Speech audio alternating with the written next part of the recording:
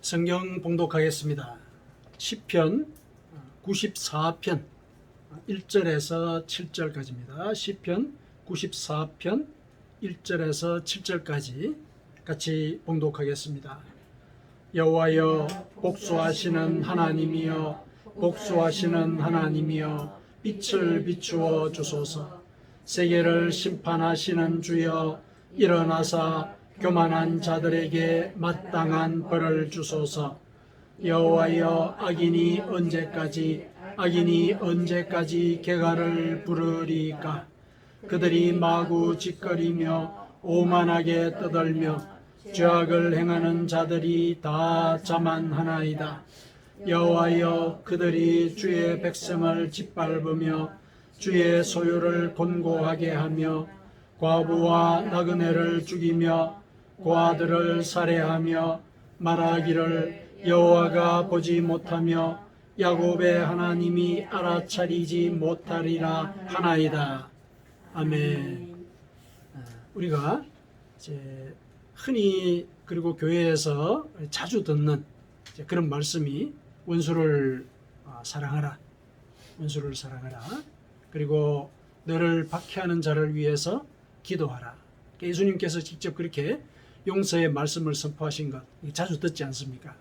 근데 오늘 본문은 하나님께 이 복수를 해달라고 요청을 하고 있죠. 상당히 예수님의 말씀과는 어쨌든 표면적으로는 대립되고 모순이 되는 듯한 그런 인상을 주는 그런 말씀이죠. 복수를 언급하고 있지 않습니까? 왜 이런 이 기도를 이 시인이 하나님께 올리게 되었는지, 그것을 우리가 말씀을 같이 묵상을 하면서 살펴보도록 하겠습니다. 사실은 우리는 이웃을 사랑하고 원수를 미워하는 것, 이게 인지상정이지 않습니까? 인지상정이죠. 사실상 이제 보편적인 어떤 우리의 어떤 그 삶의 그 반응이라고 볼 수가 있는 거죠. 소위 이제 순리라고 볼 수 있는 이제 그런 그 행위적인 요소인데, 그를 이제 용서하라고 하는 거, 참 이 순리에 어긋나는 그런 인상을 우리가 먼저 받죠. 사실 원수라고 하는 존재가 어떤 존재입니까? 나한테 일단 부당하게 해를 끼쳤죠. 이게 원수지 않습니까? 부당하게 나한테 해를 끼쳤고, 그리고 이제 그 피해가 물적으로든지 심리적으로든지 여전히 나한테 지금 이 위협이 되고 있죠. 그러니까 이제 원수라는 이런 생각이 잘 지어지지 않는 거거든요. 여전히 이제 위협을 이제 하고 있고, 또 이제 경우에 따라서는 그 원수는 우리의 그 의로운 분노, 소위 이제 정의관념이 있지 않습니까? 정의관념의 어떤 이 대상이죠. 이 정의관념을 이제 그 해소하는 그런 이제 대상이기도 하거든요. 그러니까 명분이 있는 이제 그런 이 분노의 명분이 있는 그런 대상을 우리가 이제 원수라고 본다는 거죠. 그렇다면 이제 우리가 이 원수에 대해서 이 정의를 실행하고자 하는 거, 그게 이제 순리이기도 하고 사실상 그게 이 정의관념에 맞는 것이기도 하지요. 그런데 이제 그들을 용서하라고 얘기를 하신단 말이죠. 그럼 이제 당장 이런 생각이 듭니다. 그렇게 예를 들어서 정의관념에 어긋나는 이런 사람들을 우리가 용서한다면은 그거는 사회 질서를 무너뜨리고 그 도덕적인 혼란을 초래하는 그런 일이 아닌가, 이런 우려를 할 수가 있죠. 실제로 이제 그런 점들이 없지는 않습니다. 그래서 예수님께서 하신 이 말씀은 우리가 사실은 수용하기도 어렵거니와 납득이 잘 안 되는 그런 이제 가르침이기도 하죠. 하지만 이제 하나님께서는 우리에게 원수를 용서하라고 얘기를 하셨죠. 하나님의 뜻이 그러하다는 것입니다. 우리는 원수를 용서하라 하는 이것이 하나님의 뜻이라는 사실, 이걸 우리가 먼저 기억을 해둘 필요가 있겠습니다. 왜 그렇게 말씀을 하셨느냐? 그거는 인간적인 관점에서는 우리가 앞서 살펴봤듯이 용서를 하기가 어려워요. 그렇죠? 명분이 분명히 있는 일이기 때문에 용서하기가 참 어렵습니다. 그러나 우리의 그 인간적인 관점을 초월한 이 절대 진리의 눈으로 볼 때는 그것이 옳은 일이기 때문에 하나님께서 우리에게 그렇게 용서하라고 얘기하시는 것입니다. 자, 왜 그게 이렇게 절대 진리의 차원에서는 옳은 일인지, 그걸 이제 우리가 본문의 말씀을 통해서 살펴볼 건데요. 사실은 이제 용서라고 하는 것을 우리가 한다라고 생각하는 것을 전제로 할 때는 가히 우리가 그 가능성을 점칠 수가 없는데, 하나님께서 우리 보고 용서하라는 그 말씀을 주신 그 배경에는 당신이 도와주시겠다. 이런 약속이 뒤에 깔려 있습니다. 그 사실을 이제 전제를 하고 오늘 본문의 말씀을 같이 묵상해 보도록 하십시다. 자, 오늘 본문에 보니까 이 시인이 하나님을 복수하시는 하나님 이렇게 부르죠. 그것도 연거푸 부르고 있죠. 복수하시는 하나님이야. 복수하시는 하나님이야. 그러니까 그 복수하시는 하나님은 바로 밑에 2절에 세계를 심판하시는 주하고 같은 개념이죠. 세계를 이제 심판해 달라고 이제 얘기하시는 거니까 이 복수를 해 달라는 그런 말씀을 같이 이렇게 강조를 해서 얘기를 한다고 볼 수가 있는 부분입니다. 그분들은 빛을 비추어 주소서. 1절에. 그리고 2절에 보니까 일어나소서. 그리고 마땅한 벌을 주소서. 이렇게 요청하고 있죠. 그렇죠? 그 시인은 하나님의 정의가 이 땅에 베풀어지기를 고대하고 있습니다. 간구하고 있죠. 그러면 이제 하나님의 정의가 베풀어지게 대상이 누구냐? 그 대상은 2절에 보니까 교만한 자들이죠. 교만한 자들. 그들을 일러서 3절에는 악인이다. 이렇게 얘기를 하고 있습니다. 악인이다. 그렇죠? 교만. 그리고 이 성경 구절을 쭉 읽어보면 이제 오만이라는 얘기도 나오고, 그죠? 자만이라는 얘기도 나오죠. 그러면 이제 이것과 관련해서 거만, 이런 말도 우리가 상상을 할 수 있지 않습니까? 그러니까 교만, 오만, 자만, 거만, 이런 것들은 다 뜻이 통하는데, 이 공통되는 이 분모가 뭐냐면은, 그 의미가 공통되는 이 의미가 뭐냐면은, 남을 업신여긴다는 거예요. 다 남을 업신여기는 것이 이제 공통 분모로 갖고 있습니다. 그러니까 남을 업신여기는데, 그런데 오늘 보니까 이 악인들은 사람만 그렇게 업신여기는 거. 그러니까 이 시인 자신이 이제 업신여김을 당한 거죠. 이게 분한 거예요. 그런데 이들의 행태를 보니까 자기만을 그렇게 무시하는 게 아니라 하나님도 무시하더라는 거예요.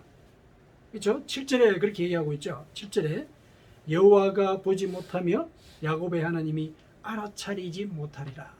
이렇게 떠올리는 거죠. 그러니까 하나님도 업신여기는 거죠. 이 사람들이.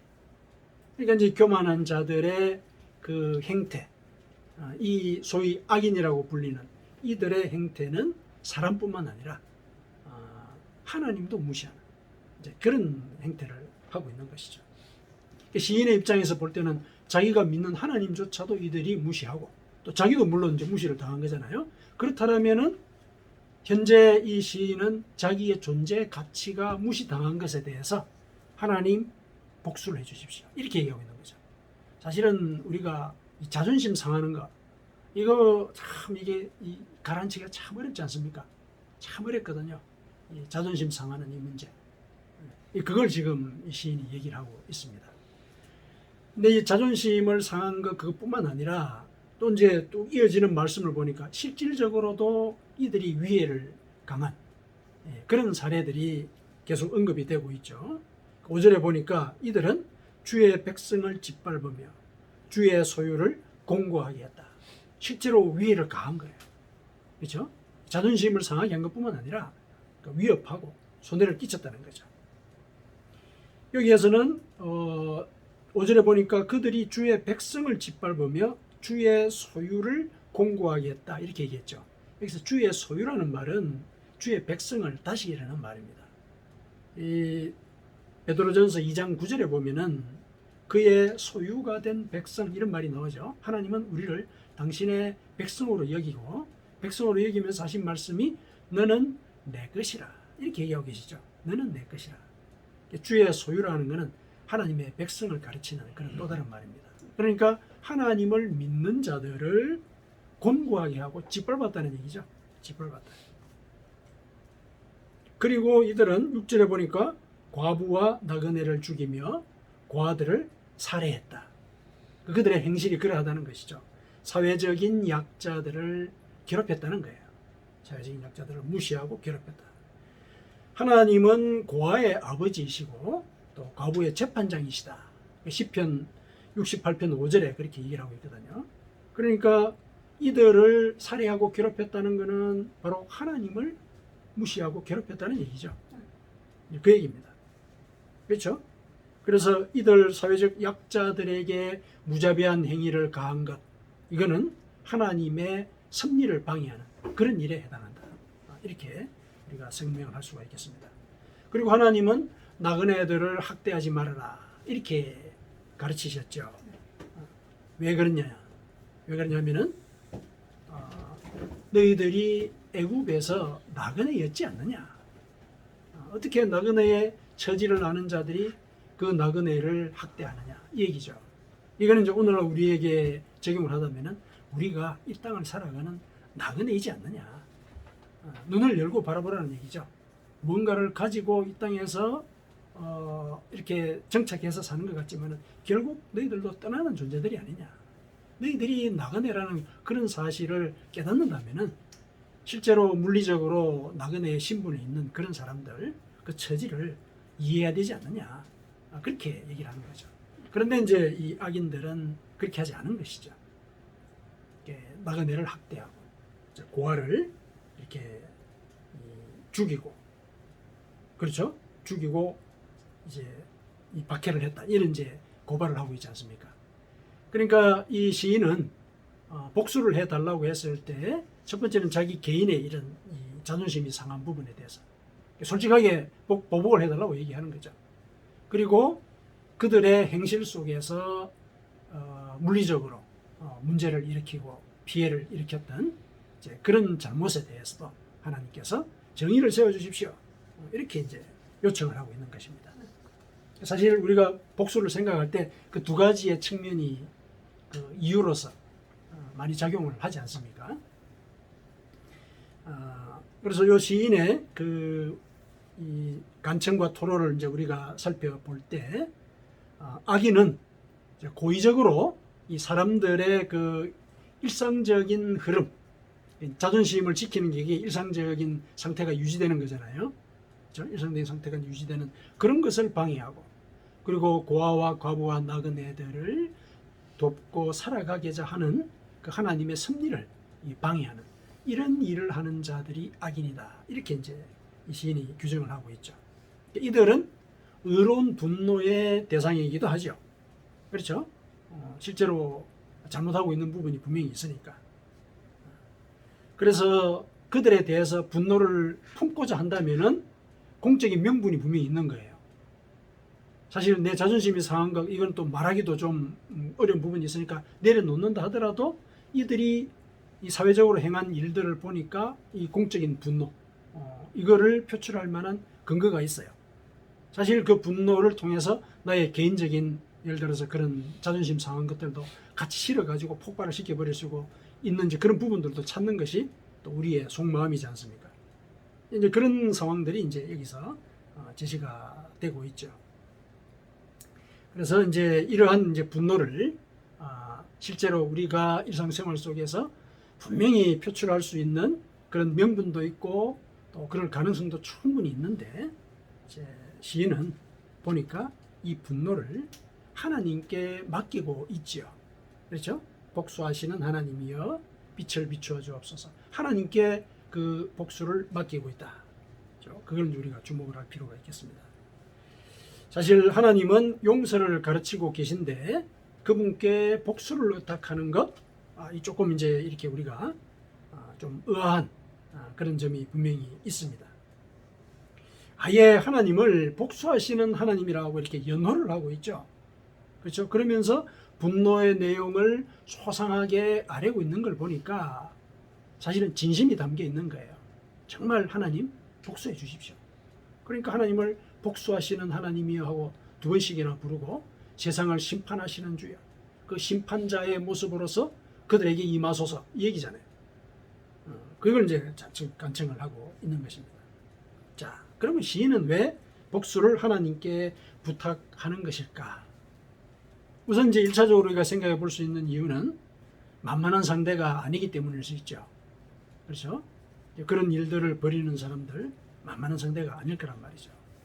과부와 고아와 나그네 이들을 공개적으로 무시하고 해를 끼치는 세력을 가진 자라는 얘기죠. 권력을 가진 자, 그런 자, 또 그들이 행하는 그 폭력성 이런 것들 때문에 엄두가 나지 않아서 그럴 수가 있죠. 그래서 그런 이유로 하나님 보고 대신 복수를 해달라고 얘기한다면은 우리는 하나님을 내 복수에 이용하는 거죠. 그런 상황이 되어버리지 않습니까? 하나님을 내 복수로 이용하는 그런 상황이 되어버리는데, 근데 놀랍게도 하나님은 복수에 대해서는 당신을 이용해라, 나를 이용해라, 이렇게 얘기를 하십니다. 나를 이용해라. 신명기 32장 35절이에요. 신명기 32장 35절. 우리가 가지고 있는 이 성경은 개역 개정 성경인데 거기는 번역이 조금 다르게 되어 있습니다. 그들이 실족할 그때에 내가 보복하리라, 이렇게 얘기가 되고 있어요. 우리 개역 개정 성경에서는. 근데 이 원문을 보니까 뭐라고 되어 있냐면은 복수는 나의 것이다, 안갚음도 나의 것이다, 이렇게 되어 있습니다. 내가 하는 것이란 얘기예요. 복수는 내가 하는 것이니까 네가 보복하고 싶을 때 나한테 얘기하라, 이 얘기죠. 나한테 얘기하라. 그러니까 복수하고 싶으면 나를 이용해라, 이렇게 얘기를 하셨습니다. 하나님께서 그렇게 말씀을 하신 것이죠. 자, 왜 그렇게 하나님은 이런 말씀을 하셨을까? 그걸 이제 우리가 한번 살펴보십시다. 왜 복수에 관해서는 나를 이용해라, 이런 말씀을 하셨을까? 실제로 하나님은 우리가 복수를 한다면은 그 복수를 제대로 못할 걸 알고 계세요. 제대로 복수를 못할 거라는 거, 그걸 알고 계시죠. 이게 무슨 말이냐? 사실 우리는 정의관념도 투철하고 내가 또 복수를 하면은 정확하게 할 거라고 생각을 하거든요. 그리고 또 다행스럽게도 성경을 보면은 탈리오의 법칙을 하나님이 일러주시지 않았습니까? 탈리오라는 게 그 동일한 보복을 가해야 된다, 그런 원칙이잖아요. 이 탈리오 이 법칙이라고 이제 그러는데, 그게 레위기 24장 19절에서 20절에 이렇게 나와 있습니다. 레위기 24장 19절에서 20절. 사람이 만일 그의 이웃에게 상해를 입혔으면 그가 행한 대로 그에게 행할 것이니, 똑같이 행하라는 얘기죠. 똑같이 행하라. 상처에는 상처로, 눈에는 눈으로, 이에는 이로 갚을지라. 남에게 상해를 입힌 그대로 그에게 할 것이라, 이렇게 나와 있어요. 이 탈리오 법칙이요. 탈리오라는 게 보복이란 뜻이에요. 보복. 탈리오가 이제 보복하는 건데. 그러니까 이제 이 규정을 보면은 복수를 허용함으로써 정의와 질서를 수립할 필요성, 이걸 이제 하나님이 인정하시는 거잖아요. 인정하시는 거거든요. 근데 이 규정은 하나님께서 복수를 허용하기 때문에 만드신 그런 규정이 아니라 사람의 마음이 완악하기 때문에 설정하신 그런 규정입니다. 왜 그렇게 얘기를 할 수 있느냐? 마태복음에 보면은 예수님께서 이혼과 관련되어서 이런 말씀을 하셨죠. 바리새인들이 와가지고 이 율법에 보면은 이혼하려면 아내에게 이혼 증서를 써주고 이혼하라, 이렇게 얘기를 했는데, 당신은 어떻게 그 문제를 해결하실 것입니까? 이렇게 묻지 않았습니까? 그때 예수님께서 하신 말씀이 있죠. 원래는 이혼하면 안 된다. 이혼하는 건 하나님의 뜻이 아니다. 하나님이 맺은 그 관계를 사람이 나눠서는 안 된다. 이게 하나님의 뜻이라는 거죠. 근데 왜 이혼 증서를 써주라고 모세를 통해서 얘기를 하셨느냐? 그거는 너희들이 완악하기 때문에 그렇다. 악해서. 그러니까 이혼을 하지 못하게 해놓으면 그 상황 속에서 그 관계가 그 복잡하고 불편하고 어려운 그 관계가 얼마나 사람의 인격을 말살하고 그럴 것인지 아시는 거예요. 그래서 해방을 위해서 너희들의 마음이 완악해서 허용한 것뿐이다, 이 얘기죠. 그렇게 말씀하셨어요. 예수님의 그 말씀이 이 복수 규정에도 그대로 적용이 되는 거죠. 늘 하나님은 용서하라 말씀하지 않습니까? 근데 왜 이런 복수의 규정을 설정해 놓으셨느냐? 그건 이제 예수님께서 하신 그 말씀을 근거로 해서 이해를 할 수밖에 없는 부분이라는 거죠. 하나님은 용서하기를 원하세요. 그러나 보복하라 얘기한 그 이유는 너희들이 마음이 완악하기 때문에 그렇다. 근데 이제 보복하라 그랬는데 사실은 똑같이 보복하라고 이렇게 얘기를 하신 그 근거는 뭐냐면은 사실은 사람이 복수한다라고 얘기했을 때 똑같이 복수를 못 한다는 거예요. 왜 그러냐? 우리 돌아보면 알죠. 만일에 누가 내 눈을 뺐어요. 눈을 뺐어요. 그러면 우리는 어떻게 반응합니까? 그 사람 눈만 빼려고 그래요? 그러지 않죠. 아예 죽여버리려고 그러잖아요. 죽여버리려고 그러죠. 내가 인격적으로 예를 들어서 모욕을 당했어요. 사실 감정만 상한 거거든요. 근데 마음에 어떤 마음을 품어요? 죽이고 싶죠. 죽이고 싶어요. 이게 인간의 본성이거든요. 그러니까 우리가 복수를 한다라고 했을 때 제대로 복수를 못 하는 거예요. 우리는. 사실 그렇게 해가지고 우리가 우리 생각대로 복수를 했다면 이거는 복수가 꼬리를 물지 않겠습니까? 그렇죠. 내 눈을 상했는데 상대방을 죽여버렸어요. 그러면은 그 사람과 관계된 사람이 나를 또 복수하지 않겠습니까? 이러면은 또 나와 관계된 사람 이렇게 복수가 계속 이어지는 거죠. 물론 실제 생활에서 그렇게 될 가능성이 있느냐 뭐 이렇게 의문을 제기할 수도 있겠지만은 원리가 그렇다는 것이죠.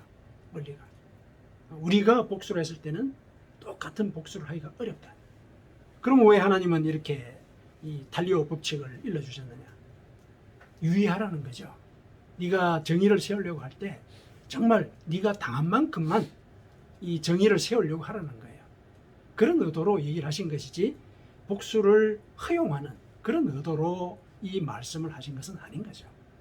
그래서 이 달리오의 법칙이라고 하는 것은 인간이 완악하기 때문에 제대로 복수를 못한다는 거예요. 더 심하게 보복을 하려고 하는 그런 의도가 있기 때문에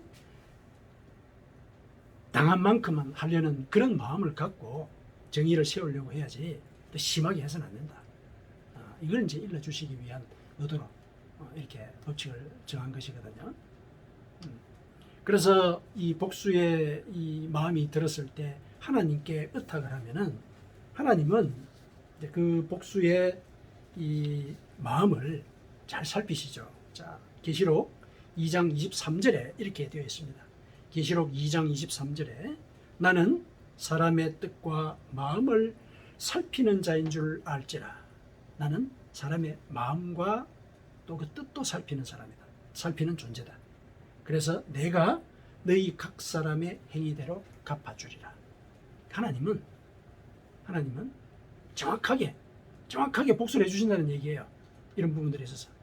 그래서 내가 정말 복수를 하고 싶다. 억울하다. 하나님께 의탁하라는 얘기예요.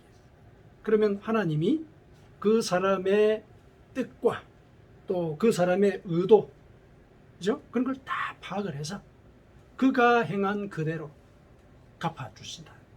그래서 하나님께 의탁하라는 얘기죠. 하나님께 의탁하라. 자, 이게 이제 이 첫 번째 그 이유입니다. 하나님께 우리가 복수를 의탁해야 되는 이유. 우리가 제대로 복수를 못한다는 거예요. 복수를 못한다. 하나님이 복수를 정확하게 해주시는 분이시다.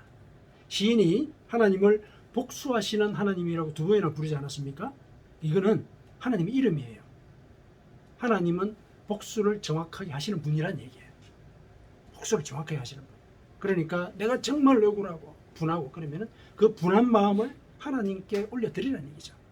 그러면 이제 하나님이 보시고 그 뜻과 의도까지도 다 파악을 해서 행한 대로 정리를 해주실 것이다. 그때 하나님의 정의가 세워진다는 것이죠. 그게 이제 첫 번째 이유이고요. 자, 두 번째 이유, 복수를 하나님께 맡게 되는 두 번째 이유는 하나님이 우리가 온전하기를 원하시기 때문에 그래요. 우리가 온전하기를. 이것과 관련된 말씀은 이제 마태복음 우리 5장 44절에 45절 그 부분에 나와 있습니다. 마태복음 5장 44절에 보면은 너희 원수를 사랑하며 너희를 박해하는 자를 위하여 기도하라. 예수님께서 가르치지 않으셨습니까? 그러고 나서 그 이유를 말씀을 하셨어요. 왜 그러냐면은 그렇게 하면, 그렇죠? 그렇게 하면 하늘에 계신 너희 아버지의 아들이 되리니, 그렇게 하면은 너희가 하나님의 자녀가 된다. 하나님의 자녀가 된다는 건 뭐냐면은 하나님을 닮는 자가 된다는 뜻이에요. 하나님의 자녀라는 거는. 그렇죠? 자녀가 부모를 닮지 않습니까? 성향도 닮고 생긴 것도 닮지 않습니까? 그 얘기죠. 너희가 하나님의 아들이 되리라 얘기는 너희가 하나님을 닮는 자가 되는 것이다. 그러면 어떻게 닮습니까? 그 닮는 모습이 이어서 나오죠.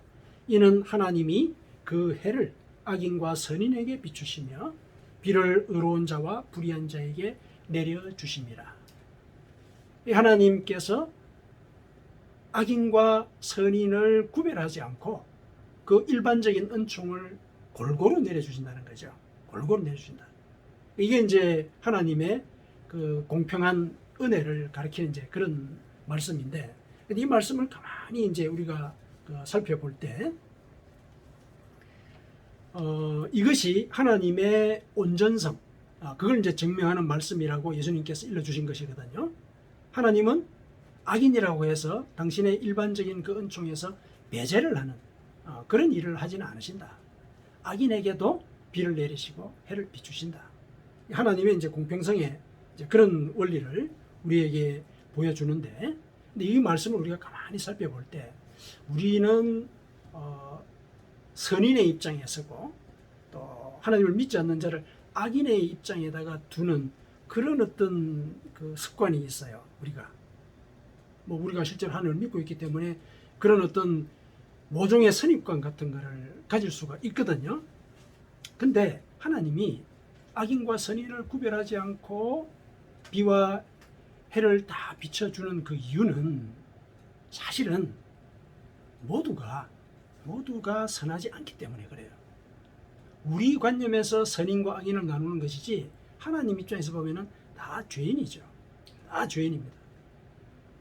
이 땅에는 의로운 자가 없다. 그죠? 의로운 자가 없습니다. 시편 시인도 그렇게 고백했고 그것을 인용해서 바울 사도도 우리에게 다시 일러주고 있죠. 눈을 씻고 찾아봐도 이 땅에 의로운 자는 하나도 없다. 그러니까 선인과 악인이라고 구별하는 건 우리의 관점이에요. 하나님이 보시기에는 똑같이 죄를 범한 자들이에요. 똑같이 죄를 범한 자. 그런 차원에서 하나님은 똑같이 비를 내리고 똑같이 햇빛을 비춰주시는 거죠. 하나님의 온전하심이라는 건 그런 뜻이에요. 그러니까 내가 본질상 진노의 자녀였다는 사실, 이걸 우리가 기억을 할 때 사실은 우리가 온전해질 수 있는 거예요. 무슨 얘기냐면은 우리 눈에 볼 때는 선인과 악인이 있잖아요. 그렇죠? 악을 행하는 자가 있단 말이죠. 오늘 시인이 얘기했듯이 이런 짓을 하는 사람들이 있단 말이죠. 근데 그런 사람들을 볼 때 저들은 저주받은 자, 나는 저 일을 하지 않으니까 저주 너머에 있는 자, 이렇게 판단할 게 아니란 얘기죠. 그들의 행실에서 나의 모습을 볼 수 있어야 된다는 얘기죠. 내가 혹시 저러고 있지는 않은가, 그걸 볼 수 있어야 된다는 얘기죠. 그렇게 될 때 내가 하나님이 보시기에 사실은 그 은혜를 받을 만한 사실은 가치가 있는 자가 되는 거예요. 내가 악인의 모습에서 내가 그 본질상 진노의 자녀였던 그런 사실을 우리가 깨달을 때, 그때 하나님께서 우리에게 베푸시는 그 공평한 은혜의 의미를 우리가 느끼게 되는 거죠. 내가 저렇게 악을 행하는 자, 저의 모습이 내 속에 있었다. 본질상 진노의 자녀였는데 나를 구원하셨다. 그래서 그 구원의 표시로서 나에게 이 땅을 살아가게 하며 또 필요할 때 비를 내리시고 햇빛을 비추시고 이렇게 이제 은혜를 베푸신단 말이죠. 그런 마음을 가져야 된다는 얘기죠. 그런 마음을 가질 때 그게 하나님의 마음을 우리가 담는 것이다. 이게 사실은 우리가 예를 들면 하나님처럼 온전해지는 길이거든요. 그게 무슨 얘기냐? 좀 더 깊게 들어가서 생각해 보면은 온전해진다는 것은 공평하게 이제 은혜를 내린다는 차원에서 예수님께서 설명하지 않았습니까? 그게 우리에게 죄와 관련해서 적용을 해본다면은 예를 들어서 내가 본질상 진노의 자녀였는데 하나님으로부터 용서를 받았다면은 나한테 해를 끼친 그 원수를 사실은 내가 용서할 수 있어야 된다. 용서할 수 있어야 된다. 그게 이제 이 온전한 거란 얘기죠. 그게 온전한 거란 얘기. 내가 용서를 받았으니까 나에게 위해를 가한 그에게 내가 용서를 베풀어야 하는가? 이게 온전한 거 아니냐? 이게 바로 하나님이 악인과 선인에게도 똑같이 은혜를 베푸시는 그런 의미하고 통하는 게 아니냐? 하나님이 이제 우리가 온전해지기를 바란다는 그런 의미에서 하나님께 복수를 맡기라고 했을 때의 그 의미는 그런 것이에요. 내가 저 악인과 다르지 않은 존재라는 거, 하나님 앞에서. 이 본질상 진노의 자녀라는 얘기는 무슨 말이냐면은 원래 내가 하나님과 원수였다는 얘기예요. 진노의 자녀라는 게 뭡니까? 분노의 표적이 되어서 죽게 되어 있는 그런 존재라는 얘기죠. 원래 그랬다는 얘기예요. 그러니까 원래 우리는 하나님의 원수였었어요. 근데 그를 하나님께서 용서하지 않으셨습니까? 이런 용서를 받았다면은 나에게 위해를 가한 그 원수에 대해서도 용서하는 마음을 가져야 된다. 근데 그 용서가 쉽지 않다. 우리 앞에서 봤죠. 어떻게 할 수 있느냐? 하나님께 맡기라는 얘기죠. 하나님께 맡기라. 하나님께 그 분노와 원한, 내가 용서하고자 하는 마음이 있지만은 잘 안 된단 말이죠. 어려워요. 그런 것을 하나님께 맡기라는 얘기죠. 사실 그것을 통해서 우리는 선을 이루게 되고, 선을 이루는 과정에 우리가 이제 하나님을 닮은 자로서 살아갈 수 있게 되는 것이거든요. 그래서 우리가 우리 자신을 돌아볼 때 그 보복을 상응하게 이렇게 그 상대방에게 주는 것, 이 보복의 상응성, 이거는 우리가 참 이루기가 어렵죠. 앞서 이제 살펴봤듯이.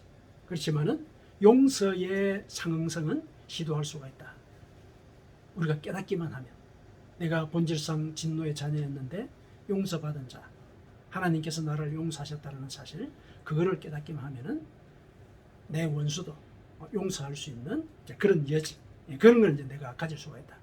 그런데 실은 내 마음 밑바닥에는 잘 용서가 안 된다. 그럼 그거 어떻게 해야 되냐? 어떻게 해야 되냐? 하나님께 복수를 맡기라는 얘기죠. 그 복수를 맡기고 나는 용서를 하라는 얘기죠. 이웃과 관련되어서 로마서 12장 19절에서 21절에 바울 사도가 우리에게 일러주고 있습니다. 로마서 12장 19절에서 21절입니다.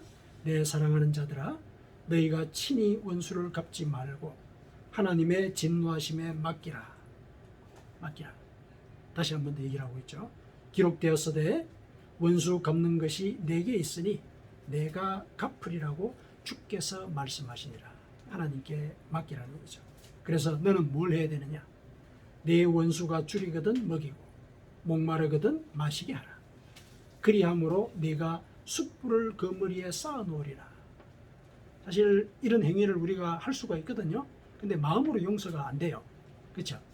마음으로 용서가 안 될 때더라도 먼저 용서 행위를 보이라는 얘기죠. 용서의 행위를 보이게 되면은 그게 그 사람 머리에 숯불을 쌓는 행위가 된다. 숯불을 쌓는 행위. 깨닫는 과정을 갖도록 우리가 역할을 하는 것이죠. 그래서 그 원수가 나에게 용서를 빌려오는 그런 일이 일어나도록 할 때 진정한 용서가 일어난다는 거죠. 바울 사도는 이제 그 의도로 이렇게 얘기를 하고 있습니다. 그래서 악에게 지지 말고 선으로 악을 이기라, 이렇게 얘기를 하고 있습니다. 물론 여기에 이 선은 앞서 원수가 줄이거든 먹이고 목마르거든 마시게 하는 이런 행위죠. 그렇죠? 근데 이게 완전하지가 않잖아요. 내 속에는 아직까지 이 정리되지 않은 감정의 찌꺼기가 있기 때문에. 그러면 이때 이 선은 어떻게 이루어지느냐? 어떻게 이 선이 악을 이기는 그런 계기가 되느냐? 마지막으로 이 마음속 뿌리 깊숙이 남아있는 그 원한, 하나님께 맡기라는 얘기죠. 하나님 정리해 주시고 그 가운데 저 원수가 깨닫고 돌이키게 해 주십시오. 이런 기도를 하나님께 하라는 얘기죠. 그게 선으로 악을 이기는 길이다. 그래서 이 선이라고 하는 것, 이거 어떤 선한 우리의 행위, 능력, 경건의 능력, 이것만 가리키는 게 아니라는 얘기예요. 여기서 이 선이라고 하는 것은 하나님께 의탁하는 것. 그게 바로 선이다. 왜냐? 그분은 온전하신 분이시다. 모든 것들을 선으로 이룰 수 있는 분이시다. 그래서 그걸 믿는 그런 표시로서 내가 복수를 하나님께 맡기는 것. 그게 바로 선이다. 바울 사도가 그렇게 우리에게 일러주고 있습니다. 사랑하는 성도 여러분, 복수하시는 하나님과 관련되어서 우리 자신을 돌아보는 시간들을 가지십시다. 바울 사도의 권면으로 말씀을 맺겠습니다. 에베소서 4장 31절에서 32절까지의 말씀입니다. 에베소서 4장 31절에서 32절. 너희는 모든 악독과 노함과 분냄과 떠드는 것과 비방하는 것을 모든 악의와 함께 버리고 서로 친절하게 하며 불쌍히 여기며 서로 용서하기를 하나님이 그리스도 안에서 너희를 용서하심과 같이 하라. 아멘.